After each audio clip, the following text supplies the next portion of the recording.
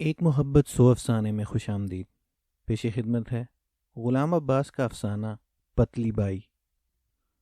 محبت کا جذبہ پہلے پہل انسان کے دل میں کب بیدار ہوتا ہے، اس کے لیے عمر کی کوئی قید نہیں۔ بعض لوگ لڑکپن ہی سے عاشق مزاج ہوتے ہیں اور بعض بلوغت کو پہنچ کے بھی اس جذبے سے بے بہرا ہی رہتے ہیں۔ میری عمر کوئی 9-10 برس کی ہوگی کہ مجھے عشق ہو گیا۔ عہد طفلی کا وہ معصوم عشق نہیں جو کھلونوں سے بہل جاتا ہے، بلکہ سچ مچ کا ہجر و وصال والا عشق، جس میں محبوب کی یاد آہیں بھرواتی ہے، دل میں ہوک اٹھتی ہے، چہرے کا رنگ زرد رہنے لگتا ہے، بھوک پیاس کی سدھ نہیں رہتی۔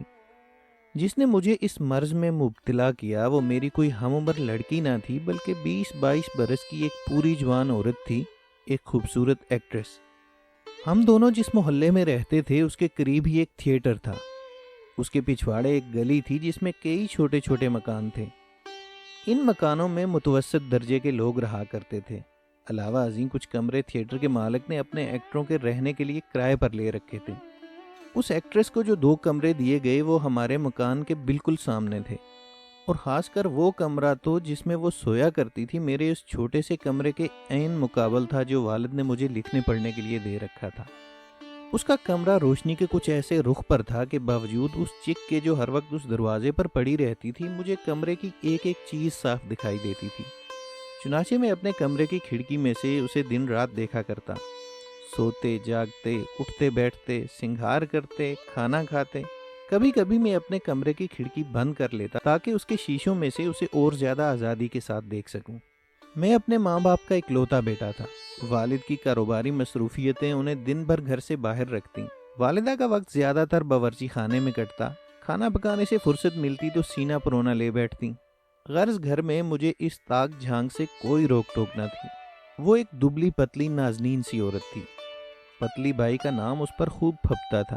قد کسی قدر لمبا، بال سیاہی میں سنہرا پن لیے ہوئے جو اس کی کمر تک پہنچتے تھے، بلور کی طرح صاف و شفاف جسم، چہرہ کندن کی طرح دھمکتا ہوا، ماتھے پر سرخ بندی، نشیلی نشیلی سی آنکھیں جنہیں کاجل سے لمبا لمبا بنا لیا جاتا اور جو مصر کی قدیم عورتوں کی آنکھوں کی یاد دلاتی تھیں۔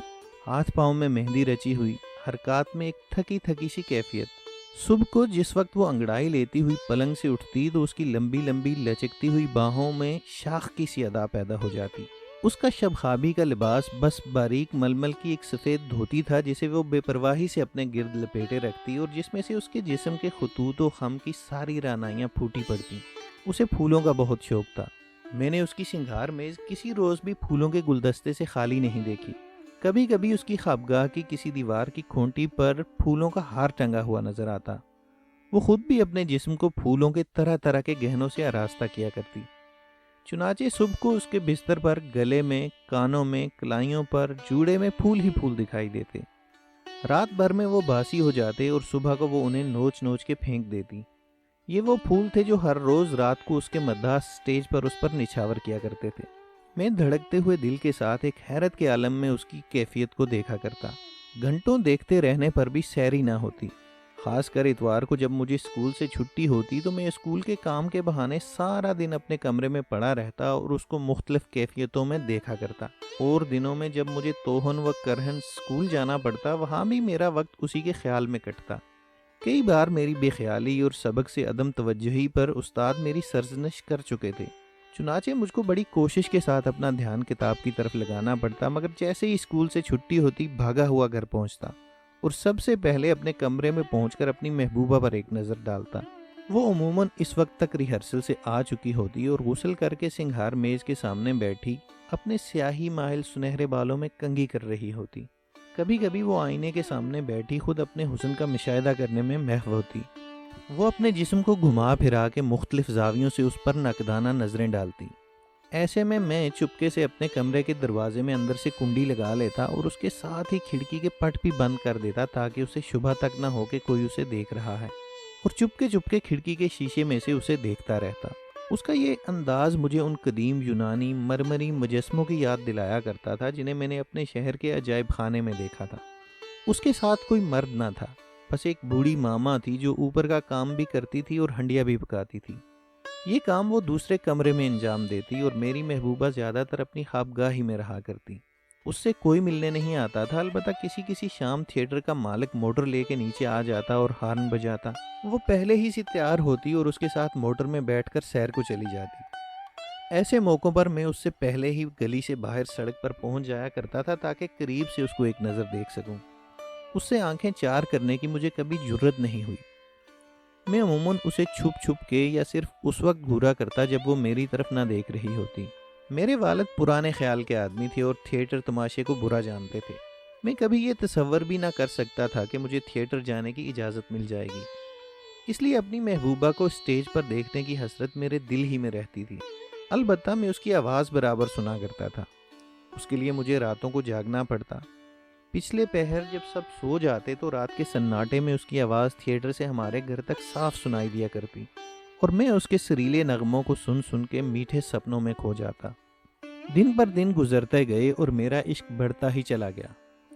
اس کا نتیجہ یہ ہوا کہ میں روز بروز دبلا ہوتا گیا۔ میرے چہرے کا رنگ زرد رہنے لگا، آنکھوں کے نیچے گڑھے پڑ گئے۔ میں ہر وقت سہما سہما سا رہتا تھا، کسی سے آنکھ ملا کے بات کرنے کی مجھے جرت نہ ہوتی۔ شاید ڈر تھا کہ کہیں میری آنکھیں میرے دل کا راز نہ فاش کر دیں۔ میرے ماں باپ نے میری یہ حالت دیکھی تو سخت فکر مند ہوئے۔ والد مجھے ایک حکیم صاحب کے پاس لے گئے۔ وہ حضرت دیر تک میری نبض دیکھا کیے مگر انہیں کچھ معلوم نہ ہو سکا کہ مجھے مرض کیا ہے۔ فرمانے لگے، لڑکا پڑھنے میں بہت محنت کرتا ہے، اسے خشکی ہو گئی ہے۔ اور انہوں نے کئی قسم کی مرغن غذائیں میرے لیے تجویز کیں۔ میرے لیے گھر کا معمولی کھانا بھی زہر تھا، ان غذاؤں سے رغبت کیوں کر پیدا ہوتی؟ چنانچہ والد کے سخت اصرار پر دو چار نوالے حلق سے اتار کے ہاتھ کھینچ لیتا۔ یہ تو گھر کا حال تھا، اسکول میں مجھے اور بھی مشکل پیش آتی۔ وہاں میری تندرستی کی تو کسی کو فکر نہ تھی، البتہ تعلیم کی طرف سے بے پرواہی کسی طرح برداشت نہ کی جا سکتی تھی۔ اور میری یہ کیفیت تھی کہ مجھے معلوم ہی نہ ہوتا تھا کہ استاد کیا پڑھا رہے ہیں۔ وہ مجھے سزائیں دے دے کے تھک گئے تھے۔ انہیں حیرت تھی کہ وہ لڑکا جس کو وہ ہونہار سمجھتے تھے اچانک ایسا غبی کیوں کر ہو گیا۔ گھر آ کر جب میں کھڑکی میں سے اپنی محبوبہ کو دیکھتا تو خوشی کی ایک لہر میرے سارے جسم میں دوڑ جاتی اور میں دن بھر کی تکلیفیں بھول جاتا۔ ایک دن مجھے اسکول سے جلد ہی چھٹی مل گئی۔ مجھے خوب یاد ہے، یہ بڑا سہانا دن تھا۔ کئی روز کی مسلسل گرمی اور دھوپ کے بعد آسمان پر ابر چھایا تھا، ٹھنڈی ہوا چلنے لگی تھی۔ میرے ساتھی تو گیند بلہ اور فٹ بال لے کر خوشی خوشی کھیل کے میدان کی طرف چلے اور میں نے گھر کی راہ لی۔ جلد جلد مکان کی سیڑھیاں چڑھ کر اپنے کمرے میں پہنچا۔ کھڑکی سے جھانکنا تھا کہ میرا دل دھک سے رہ گیا۔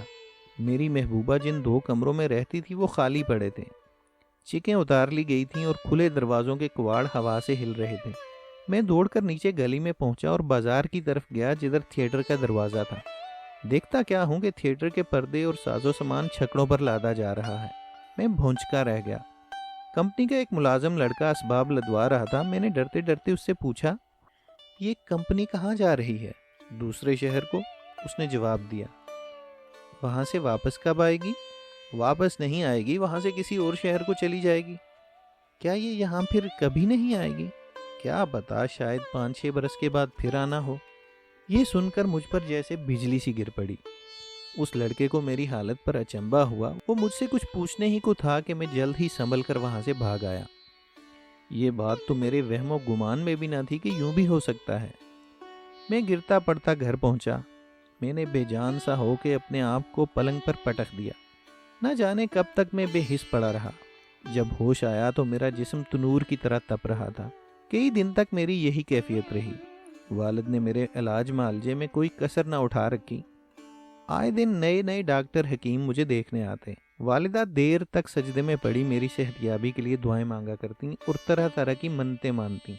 آخر خدا نے مجھے شفا دی اور میں کوئی 2 مہینے کے بعد بستر سے اٹھ بیٹھا۔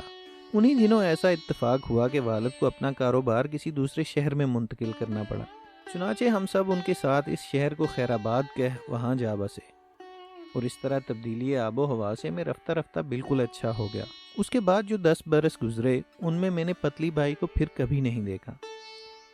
اس عرصے میں نے اپنی تعلیم مکمل کر لی اور والد کے کاروبار میں ان کا ہاتھ بٹانے لگا۔ اس کا یہ مطلب نہیں کہ میں نے اپنے لڑکپن کے عشق کو فراموش کر دیا تھا یا اس عورت کی یاد میرے دل سے محو ہو گئی تھی۔ میں اب بھی درد محبت کی اس خلش کو محسوس کرتا تھا۔ میں اب بھی اکثر اس تصور سے دل بہلایا کرتا تھا، البتہ اب میرے دل کو صبر آ گیا تھا اور اس کی یاد لذت بخش تھی۔ جب میری عمر 25 برس کی ہوئی تو والد نے اپنے ایک عزیز دوست کی صاحبزادی سے، جو علاوہ قبول صورت ہونے کے پڑھی لکھی بھی تھی، میرے رشتے کی بات ٹھہرائی۔ مجھے شادی کی کچھ ایسی خواہش نہ تھی، مگر والدین کی خوشی کے آگے میں نے سر جھکا دیا۔ شادی کی تیاریاں ہونے لگیں۔ جب شادی میں 1 مہینہ رہ گیا تو میں نے والد سے کہا کہ میں گرمیوں کے 2 ہفتے اپنے ایک دوست کے پاس پہاڑ پر گزارنا چاہتا ہوں۔ انہوں نے کسی قدر تأمل کے بعد مجھے اجازت دے دی۔ دراصل میں طاہل کے رشتے میں جکڑے جانے سے پہلے اپنی آزادی کے آخری دن فراغت سے گزارنا چاہتا تھا۔ وہ پہاڑی اسٹیشن جہاں میں اپنے دوست کے ہاں مہمان ٹھہرا تھا اپنے پورے شباب پر تھا۔ موسم اتنا اچھا تھا کہ پچھلے کئی برس میں دیکھنے میں نہیں آیا تھا، چنانچہ چاروں طرف سے مخلوق ٹوٹ پڑی تھی۔ کوئی پورے سیزن کے لیے، کوئی 2 مہینہ کے لیے اور کوئی ہفتے ہی بھر کے لیے چلا آیا تھا۔ تمام ہوٹل اور مکان سیلانیوں سے کھچا کھچ بھرے ہوئے تھے۔ ان میں زیادہ تر مرفہ حال لوگ تھے جو نشاط اور تفریح کی تلاش میں یہاں آئے تھے۔ ان کی بیٹیاں چست لباس پہن کر گھوڑے کی سواری کرتی، لڑکے جوا کھیلتے، بیویاں شادی سے پہلے کے معاشقوں کے ہیروؤں کو، جن کے جذبات سرد پڑ چکے ہوتے، رام کرنے کے لیے زیادہ سے زیادہ میک اپ کرتی اور ان سے طرح طرح کے کام نکلوانے میں ہمہ مصروف رہتی، اور شوہر کلب میں اپنی جوانی کے پرانے دوستوں کے ساتھ مل کر وسکی پیتے اور ایک دوسرے کو فحش لطیفے سناتے رہتے۔ جوان لڑکوں اور لڑکیوں سے کہیں زیادہ ادھیڑ عمر والوں کے رومان چلتے اور شادی بیاہ کے مرحلے طے ہوتے۔ میرا میزبان ایک عیالدار کاروباری شخص تھا۔ اس کو اپنے ہی جھمیلوں سے فرصت نہ تھی کہ میری طرف توجہ کرتا، چنانچہ اس نے مجھے بخوشی اجازت دے دی تھی کہ جہاں چاہوں جاؤں اور جب چاہوں آؤں۔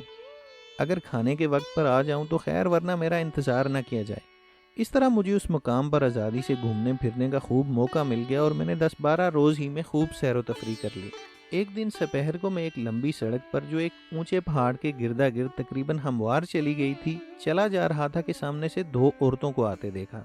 یوں تو اس سڑک پر ایک سے ایک فیشنیبل عورت نظر آتی تھی، مگر ان کا انداز مختلف تھا۔ ان کے سنگھار اور لباس میں بھڑک کم اور سادگی زیادہ تھی۔ وہ ہلکے رنگوں کی ساڑیاں پہنے ہوئی تھیں۔ ایک ہی نظر میں نے اپنے بچپن کی محبوبہ تھیٹر کی ایکٹریس پتلی بائی کو پہچان لیا۔ ہر چند کے وہ اب ادھیڑ عمر ہو گئی تھی اور جسم میں کسی قدر بھاری بھرکم پن بھی آ گیا تھا، مگر سنگھار اور چست لباس نے ابھی تک اسے جوان بنائے رکھا تھا۔ اس کا حسن آج بھی ویسا ہی نظر فریب تھا جیسا کہ 15 برس پہلے میں نے دیکھا تھا۔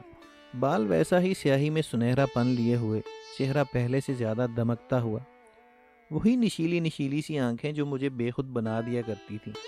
پھولوں سے اس کا شوق بدستور قائم معلوم ہوتا تھا، کیونکہ ڈیلیا کا ایک سیاہی مائل سرخ پھول اس کے جوڑے کی زینت تھا۔ اس کو دیکھ کر میں مبہوت رہ گیا، اور پھر لمحہ بھر ہی میں میرے دل میں اپنے لڑکپن کا خوابیدہ جذبہ عشق ایک طوفان کی طرح امڑنے لگا۔ اب میں لڑکا نہیں تھا بلکہ 25 برس کا ایک پورا جوان تھا۔ میرے احساسات اب مبہم نہیں رہے تھے بلکہ واضح اور زیادہ گہرے ہو گئے تھے۔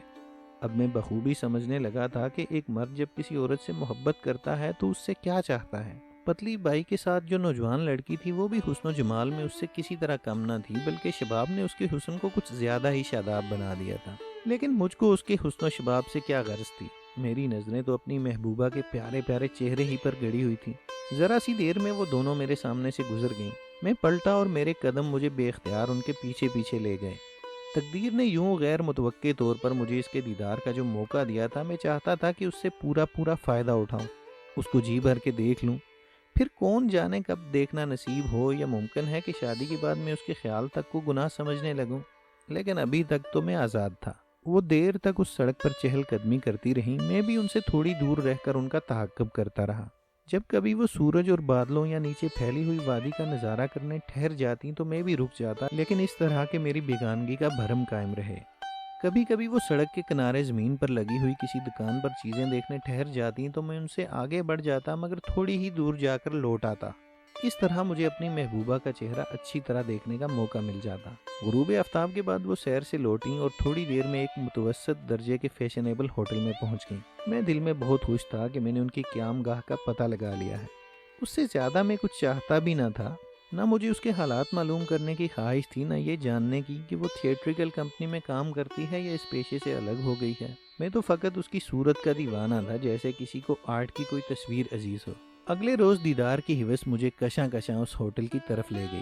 کوئی 2 گھنٹے کے بعد، جس کے دوران میں نے اس ہوٹل کے کوئی 50 چکر کاٹ ڈالے ہوں گے، وہ دونوں پھر نمودار ہوئی۔ آج انہوں نے اور ہی رنگوں کی ساڑیاں پہن رکھی تھیں۔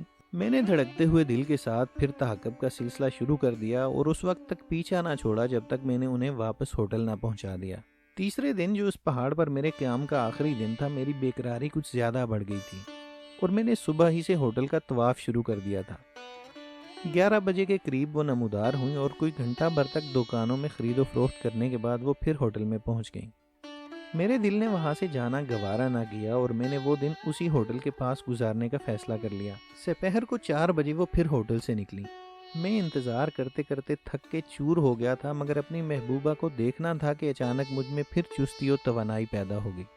چونکہ اسے دیکھنے کا یہ آخری موقع تھا اور میرا دل اس کے قرب کا متمنی تھا، اس لیے میں نے ساری احتیاطیں بالائے طاق رکھ کے ان کے قریب قریب ہو کے چلنا شروع کر دیا۔ شام ہو چکی تھی، ہم ایک چھوٹی سی بل کھاتی ہوئی سڑک پر چلے جا رہے تھے۔ نیچے میلوں تک وادی پھیلی ہوئی تھی جس پر دھند کی چادر گہری ہونی شروع ہو گئی تھی۔ دیوار کے اونچے اونچے درختوں کے لامتناہی سلسلے سڑک کے کنارے سے شروع ہو کے نیچے کھڈوں میں دور تک چلے گئے تھے۔ مغرب میں سرمئی بادل شفق کے لالازار پر چھائے جا رہے تھے۔ اندھیرا پھیلتا جا رہا تھا اور لوگوں کی آمد و رفت کم ہو چلی تھی۔ ہوا نرم اور سبک تھی۔ میں ایک نشے کے سے عالم میں بہا چلا جا رہا تھا۔ اس وقت میرے اور ان کے درمیان 5-7 قدم ہی کا فاصلہ رہ گیا تھا۔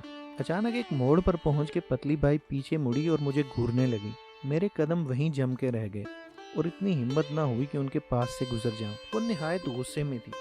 اس کی آنکھوں سے قہر و غضب برس رہا تھا۔ اس نے بلند آواز میں ایک ایک لفظ پر زور دیتے ہوئے گویا وہ سٹیج پر ایکٹ کر رہی ہو مجھ سے کہا، بدماش، تو میری بیٹی کا پیچھا کرنے سے باز نہیں آئے گا؟ میں تجھے پولیس کے حوالے کر دوں گی۔ مجھے چکر آ گیا۔ اگر میں جلدی سے ایک درخت کی ٹہنی کو نہ تھام لیتا تو میرا کھڈ میں گر پڑنا یقینی تھا۔ خدا معلوم وہ لوگ کب اور کدھر چلے گئے۔ خدا معلوم میں کب اور کس راستے سے اپنے ٹھکانے پر پہنچا۔ لیکن وہ دن اور آج کا دن، اپنے بچپن کے اس رومان کی یاد سے جی بہلانے کی میرے دل میں پھر کبھی خواہش پیدا نہ ہوئی۔